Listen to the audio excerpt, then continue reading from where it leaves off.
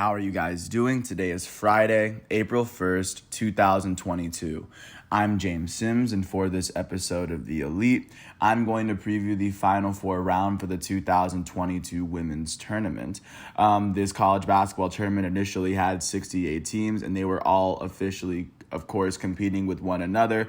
And so far, 64 of those 68 teams have been eliminated, as 3 of the remaining 4 teams are 1 seeds, as this is probably going to be one of the greatest Final Fours in at least recent history, if not all of women's college basketball history. I mentioned that 3 of the 4 teams that are competing in the Final Four are 1 seeds. The other seed is UConn, who's made it into the Final Four for the 4th year in a row. I'm going to use this episode to of course preview this round by reviewing how all 4 of these teams made it to this round, as we are going to, of course, preview the matchups themselves. They're going to be played in the Target Center in Minnesota, as the very first matchup between the South Carolina Gamecocks out of the Greensboro region, and will face off against the number 1 seed Louisville Cardinals out of the Wichita region. That'll be the game at 7 o'clock. And then the second matchup at 9:30 will feature the 1 seed Stanford Cardinal, who are the defending champs. They will face off against the 2 seed UConn Huskies, who won their Bridgeport region. I'm first going to look at the Stanford-UConn matchup, because that is the second matchup of the day. And of course, once that matchup is played, it will determine the championship matchup. But looking also, because Stanford are the defending champs, looking first at how Stanford was able to make it into this round. They would finish their regular season by beating Utah in the Pac-12 tournament by 25. They would play their first game in this tournament against the 16 seed Montana State Bobcats. They would go on to win this matchup by 41. They won it 78-37. They held Montana State scoreless in the very first quarter. They were able to outscore Montana State 41-12 in the first half, and they also went on to outscore them by 13 in the third quarter. In this very first matchup, the Stanford Cardinal will go on to be led in scoring by their guard off the bench, Hannah Jump. Their junior out of San Jose will go on to finish with 15 points herself. This would see them go on to the second matchup, which was also on their home court. They would face off against the 8 seed Kansas Jayhawks from the Spokane region. In this matchup, they would go on to beat Kansas by 26. They won it 91-65 after they outscored Kansas by 17 in the third quarter, and then by an additional 7 in the fourth, outscoring them by 24 in the entire second half, as it was very close at halftime. In this matchup, the top seed Cardinal would be led out of their first weekend by their senior out of Spokane, Lexi Hull. She finished with 36 points in the matchup, as she would go on to play her 36 minutes. She would go on to also add 6 rebounds and 6 steals. She shot 14 for 21 from the field, 6 for 11 from 3, and she made both of her free throws. So that would be how Stanford made it out of their first weekend, winning both of their games on their home court. They would then go to the Spokane-Washington matchups. In their Sweet 16 game, they would beat 4 seed Maryland 72-66. They would go on to win this game by 6 after outscoring Maryland by 12 in the first quarter. They were up by 16 at halftime, and they were even up by an additional 23 at the end of the third quarter before Maryland had a big fourth quarter. But regardless, the top seed Stanford Cardinal were led in scoring in the Sweet 16 matchup by Lexi Hull, who was from Spokane yet again. She finished with 19 points and 9 rebounds in 32 minutes, as she shot 6 for 16 from the field. And then their starting guard, Haley Jones from Santa Cruz, California, will go on to finish with her double-double. She had 17 points, 10 rebounds, and 6 assists in 39 minutes. She shot 7 for 17 from the field, 2 for 4 from 3, and she made 1 of her 2 free throws. So following the Sweet 16 matchup, they would have to face off in the Spokane Regional Final against the 2 seed Texas Longhorns. And after the Longhorns made it to the Elite Eight after beating 6 seed Ohio State, Stanford would go off to win against the 2 seed Texas Longhorns 59-50 in their Elite Eight matchup after they outscored Texas by 6 in the second half. In this Elite Eight matchup, Stanford was led in scoring by their starting guard from Spokane, Lexi Hull, the hometown hero, finished with 20 points in 30 minutes as she shot 7 for 14 from the field, 2 for 4 from 3, and 4 for 6 from the foul line. Also, their guard out of Santa Cruz, Haley Jones, finished with 18 points and 12 rebounds, as well as 2 blocks in the 40 minutes she played. She shot 4 for 11 from the field and additionally 10 for 11.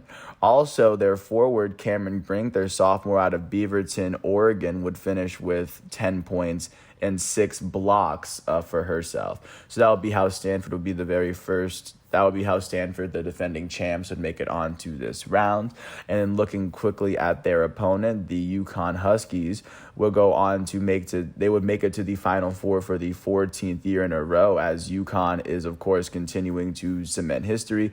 And because they were able to beat the 1 seed North Carolina State Wolfpack in overtime in the Elite Eight, they were able to keep this from being an all 1 seed Final Four.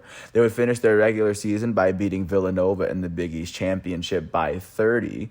And once they made it into the tournament, they would play their first 2 games on their home court in Storrs, Connecticut. They won their first game versus 15-seed Mercer. They won this game 83-38. They won it by 45 points. They would outscore Mercer by 20 in the first half. They outscored Mercer 20-0 in the third quarter, so they were up by 40 by the end of 3, and then they outscored them by 4 in the fourth quarter. In this first matchup, UConn would be led in scoring by their starting guard, Kristen Williams, their senior out of Little Rock, Arkansas. She would go on to finish with her 13 points and 4 steals in 28 minutes. She shot 5 for 14 from the field and made 1 of her 2 free throws. Off the bench for UConn, their forward Dorka Juhas out of Hungary would go on to finish with a double-double as she had 10 points and 10 rebounds in 17 minutes. She shot 2 for 7 from the field. After this first matchup, they would go on to play their second matchup in the tournament in front of their home crowd. They would face off against the 7-seed UCF Knights. They would go on to win this matchup by 5 after they outscored UCF by 9 in the second quarter and then by 5 in the third, by 14 in the middle 2 quarters. In this second round matchup, in their last game on their home court, they will be led in scoring by their starting guard, Ozzie Fudd. Their freshman out of Arlington, Virginia, will go on to finish with 16 points, 3 steals, and 2 blocks in 38 minutes. She shot 4 for 13 from the field as all 4 of her makes came from 3. She was 4 for 10 from 3. She made all 4 of her free throws as well. After this first weekend, UConn actually wouldn't even leave the state to make it to the Sweet 16, as their next games would be in Bridgeport, Connecticut. I don't know Connecticut like that, but I imagine, considering how small it was, I don't think it could have been that far of a drive from where they were. In their Sweet 16 matchup, they would face off against the 3-seed Indiana Hoosiers, and against Indiana, they would win 75-58. They would win this matchup by 17 after they outscored Indiana by 9 in the third quarter, by 13 in the entire second half. In this matchup, the Huskies would be led in scoring by their guard duo of Paige Beckers and Kristen Williams. First, Kristen Williams, their senior from Little Rock, Arkansas, finished with 15 points and 6 rebounds in 32 minutes. She shot 7 for 11 from the field and 1 for 2 from the free throw line. Their starting sophomore, Paige Beckers out of Hopkins, Minnesota, finished with 15 points in 33 minutes as she shot 7 for 17 from the field. And then also for UConn, their starting forward, Olivia Nelson-Ododa, their senior out of Winder, Georgia, will go on to finish with 10 points, 14 rebounds, and a couple of steals in 30 minutes as she shot 5 for 9 from the field. Following this matchup, this would lead to their Elite Eight matchup as they would face off in the regional round against the 1-seed North Carolina State Wolfpack after they beat 5-seed Notre Dame to make it to the Elite Eight. UConn would be the only 2-seed to make it into the Final Four after beating 1-seed North Carolina State 91-87 in double overtime as they outscored North Carolina State 30-26 in those overtime periods. This came after they were up by 6 at halftime as well. They would go on to be led in scoring in this matchup by their sophomore out of Minnesota, Paige Beckers. She finished with 27 points and 6 rebounds in 45 minutes. She shot 10 for 15 from the field, and she would shoot 6 for 7 from the free throw line. Their starting guard out of Arkansas, Kristen Williams, finished with 21 points and 5 rebounds in 48 minutes. She shot 9 for 22 from the field and made one of her 2 free throws. And that would be how second seed UConn would make it into this matchup. This is going to be the second matchup of the day, especially within this particular Final Four. And then going to look at the first matchup of this Final Four. That's going to feature the 2-1 seeds coming in. Looking first at the team that came out of the Greensboro region, the South Carolina Gamecocks enter this matchup with a 33-2 record. They come into the tournament after losing in the SEC tournament to Kentucky. They would go on to win their very first matchup against 16 seed Howard after Howard won a play-in game to make it into the first round. In this first round, the South Carolina Gamecocks would beat Howard 79-21. They won this game by 58 after outscoring Howard by 44-4 in the first half, famously. And then looking at how they would go on to be how they would fare in the box score. They would be led in scoring by their starting forward, Aaliyah Boston, and their forward off the bench, Sanaya Fagan. Aaliyah Boston, their upperclassman out of the Virgin Islands, would go on to finish with 10 points herself, alongside 12 rebounds, 3 steals, and 3 blocks in the 18 minutes she played. She shot 4 for 7 from the field and made both of her free throws.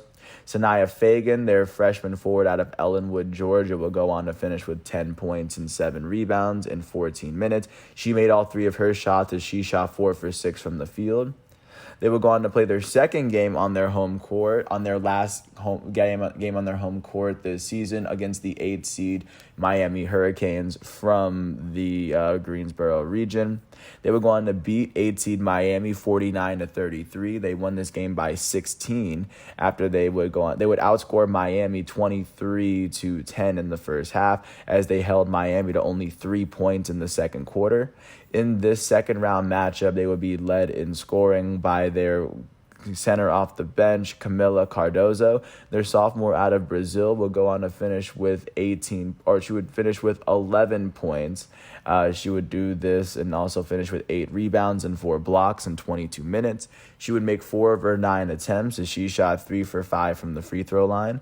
Their starting forward, Aaliyah Boston out of the Virgin Islands, finished with 10 points and 16 rebounds in 35 minutes as she shot 4 for 15 from the field. That would get them out of their very first weekend out of their home court.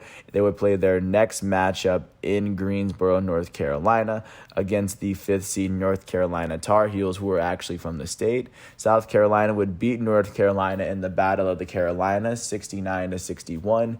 They would win it by 8 after they outscored North Carolina by 9 in the second quarter. They would be led in scoring in the Sweet 16 matchup by their starting forward out of the Virgin Islands, Aaliyah Boston. She finished with 28 points and 22 rebounds as she would go on to shoot. They don't have the minutes, but she would go on to shoot 8 for 13 from the field and 12 for 13 from the free throw line. And of course, with this win, South Carolina would advance to the Elite Eight. And in the Elite Eight, South Carolina would face off against 10 seed Creighton. 10 seed Creighton would make it into the Elite Eight after they beat 3 seed Iowa State by 8 in the Sweet 16. And in the final matchup in Greensboro, the South Carolina Gamecocks would beat the 10 seed Creighton Blue Jays 80-50. They would win by 30 after they outscored Creighton by 7 in the first quarter, by 14 in the second. So they were up by 21 at the half.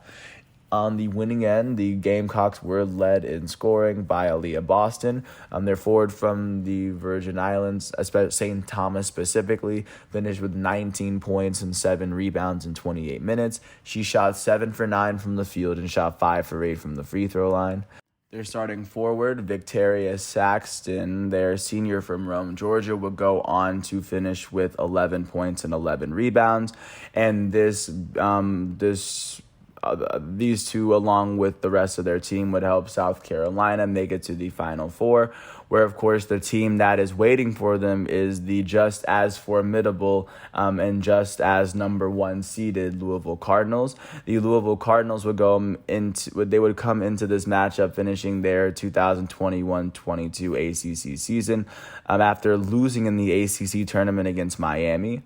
They would go on to win their first tournament matchup against the 16 seed Albany Great Danes. They would go on to beat Albany 32 to. They'll beat them by 32. They won it 83-51 on their home court after they outscored Albany by 12 in the first quarter and then 16 in the second. They were up by 28 at the half. In this first matchup, Louisville will be led in scoring by their starting guard Haley Van Lith. Their sophomore out of Wenatchee, Washington, would go on to finish with 20 points and 3 steals in 24 minutes as she shot 8 for 15 from the field, 1 for 2 from 3. She would go on to make all 3 of her free throws. That would be how Louisville would make it into their second matchup. Their second round matchup on their home court would be against the 9 seed Gonzaga Bulldogs. They would beat Gonzaga by 9. They won it 68-59 after they outscored Gonzaga by 8 in the third quarter. On the winning end of this matchup, they were led in scoring by their starting guard, Haley Van Lith out of Washington, as she finished with 21 points and 6 rebounds in 37 minutes. She shot 8 for 17 from the field, 3 for 6 from 3, and she made both of her free throws. Also in the Louisville starting lineup, their starting forward, Emily Engstler, their senior out of New York City, would finish with 12 points and 11 rebounds alongside 5 steals and 2 blocks to get them out of their very first weekend. That would be their last game on their home court in front of their fans. And then they would make it to the Sweet 16 round in Wichita, Kansas. Their first matchup would be against the 4-seed Tennessee Lady Volunteers.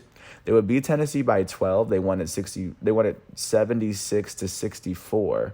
They won it by 12 after they outscored Tennessee by 11 in the first half.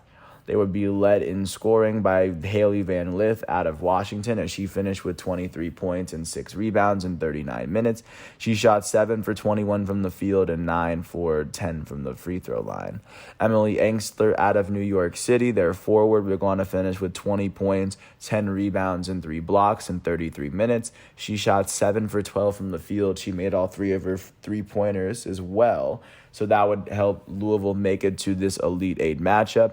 And once Louisville made it to the Elite 8, they would go on to face off against the 3-seed Michigan Wolverines after 3-seed Michigan would beat 10-seed South Dakota by 3 in the Sweet 16 to make it to this round. Louisville would win the Wichita region after beating 3-seed Michigan 62-50. They won by 12 after they outscored Michigan by 10 in the fourth quarter to, of course, make it so that it wasn't so close of a game. And they would be led in scoring in particular by their starting guard, Haley Van Lith out of Washington. She finished with 22 points and 2 steals in 38 minutes. She shot 9 for 15 from the field. She made 1 of her 2 3-pointers, and she made all 3 of her free throws. And, of course, with this win, the top seed Louisville Cardinals will be the team out of the Wichita region that will represent the ACC. And they will face off against South Carolina first today at 7 o'clock. By the end of today, we will have the 2 teams that will be playing in the national championship as the winner between South Carolina and Louisville.